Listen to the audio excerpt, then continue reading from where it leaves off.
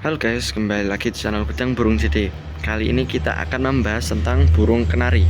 Nah, kita yang akan dibahas di video ini adalah mengapa burung kenari menjadi masteran yang wajib untuk meraih batu dan menjadi masteran handal.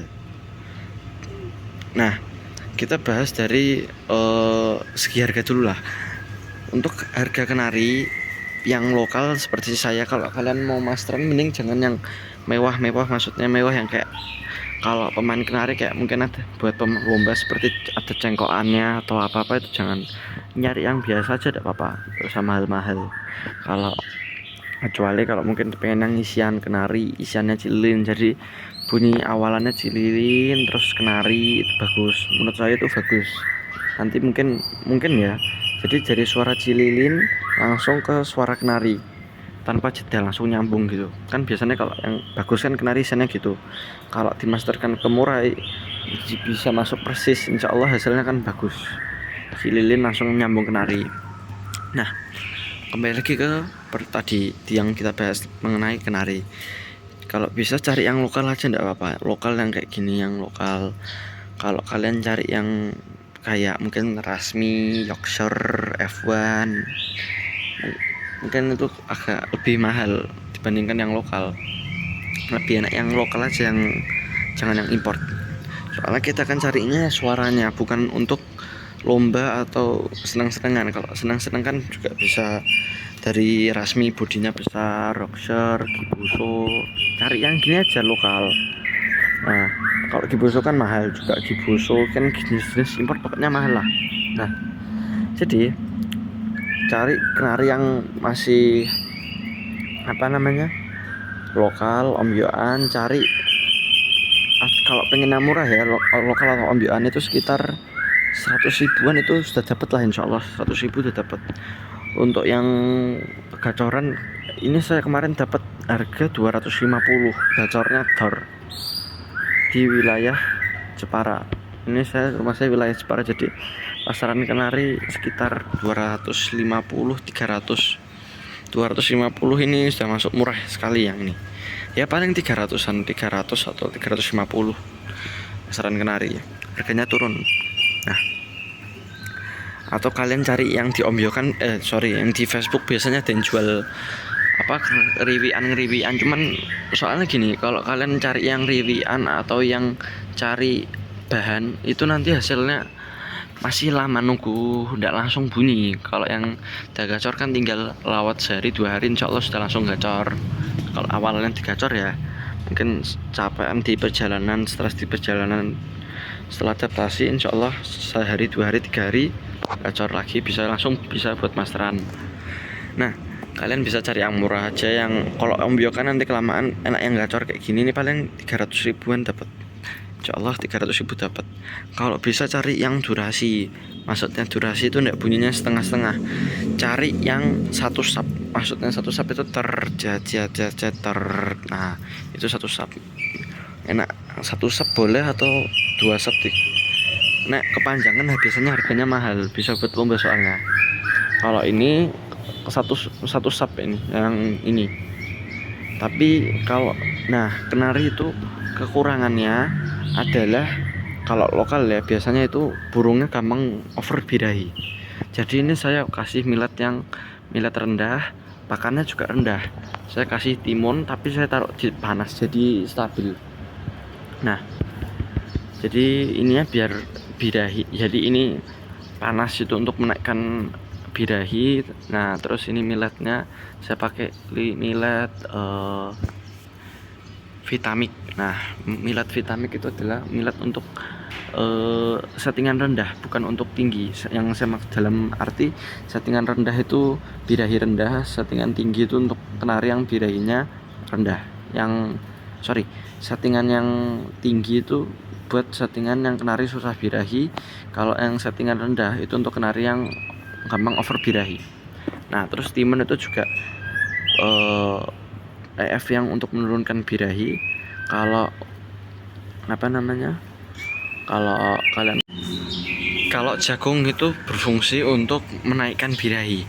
Nah, kalau kalian cari yang di tengah-tengah untuk pakan harian pas kenari kalian bilanya stabil bisa kasih sawi sendok, itu tidak apa-apa. EF-nya setiap hari tidak apa-apa. Yang penting kalian harus tahu. Nah, kondisi kenari yang birahinya tinggi itu biasanya bunyinya pendek-pendek dan suka ngembangin sayap. Ini enggak ngembangin, jadi kayak sayapnya di mau terbang tapi tidak terbang. Nah, kayak dikepakan gitu loh. Terus kalau yang ciri-ciri yang birahinya rendah itu biasanya bunyinya pendek-pendek dan tidak begitu aktif. Kalau lihat burung, ya burung-burung kecil kayak burung gereja atau apa lagi lewat itu tidak begitu agresif ngejer. Nah, kalau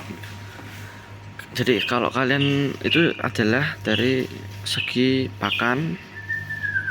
Dan ini langsung tadi mengapa kenari itu menjadi burung masteran yang cocok untuk murai batu, karena dari segi harga. Dan burung kenari itu kalau di lomba itu nyolok, kalau murai membawakan kenari kayak nyolok gitu loh. Apalagi kalau panjang itu volumenya tinggi, itu nyolok sekali suara kenari itu.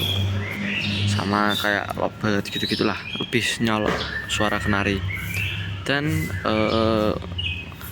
ngerol, setelah ngerol itu langsung nembak, jadi kalau kombinasinya itu bagus.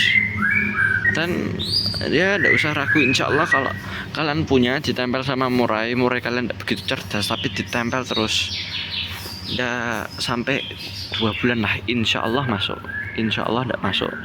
Dan kalau mau digabung sama MP3 juga tidak apa-apa, jadi suara MP3 sama suara kenari. Tapi suara MP3 nya malam aja tidak apa-apa, pas malam hari, tapi yang pakai jeda. Kenapa saya menyarankan pakai jeda? Karena jika tanpa jeda dikira itu bukan suara si burung kenari ini, dikira itu malah suaranya musik atau apa-apa. Jadi burung itu terbiasa sama suara itu, sudah terbiasa, jadi tidak niruin. Nah, sedikit informasi kenapa murai batu itu menangkap suara-suara burung yang ada di alam. Nih, sekedar informasi saja. Jadi fungsinya adalah untuk murai batu itu adu suara. Nah, tujuan dari adu suara ini untuk menjatuhkan mental lawan. Nah, jika mental lawan yang satu jatuh atau burung itu jadi mental lawannya jatuh atau burungnya takut lah, burung itu bakal pergi dari wilayah si burung murai itu. Jadi misal ada suara Sri Gunting, nah murai batu itu jika mendengar suara Sri Gunting itu langsung ngelawan dengan suara Sri Gunting, dengan isian Sri Gunting.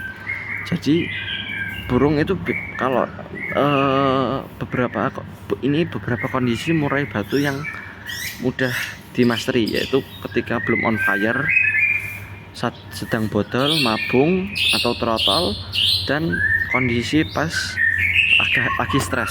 Nah, pokoknya kondisi dia tidak on lah, dia itu biasanya lebih mudah nangkep, kecuali sakit ya, tapi kalau misal stres ya stres lah, tetap tapi tidak on, itu bisa badannya fit, itu tetap bisa menangkap isian. Nah itu adalah jawaban mengapa murai batu menirukan suara burung yang ada di alamnya, ya sekedar informasi saja tadi.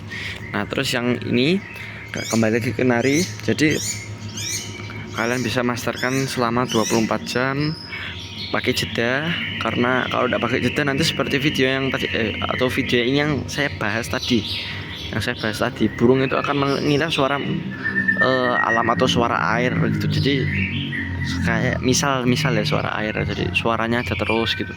Nah, untuk perawatannya kenari itu sebenarnya simple aja. Kalian hanya jaga kebersihan, karena kenari itu paling sensitif sama penyakit atau bakteri, itu paling sensitif. Jadi kalian jaga kebersihan kenari. Kalau malam kalau bisa dikerodong jaring enggak apa-apa, yang bolong-bolong itu, karena biar digigit nyamuk. Kalau digigit nyamuk kakinya biasanya bisa bengkak. Nah, itu sekedar informasi mengenai burung kenari. Jadi kalau misal ada perbedaan pendapat atau informasi, ya harap dimaklumin karena setiap orang memiliki cara masing-masing untuk perawatan burung kicaunya masing-masing. Ya, terima kasih sudah menonton. Wassalamualaikum warahmatullahi wabarakatuh.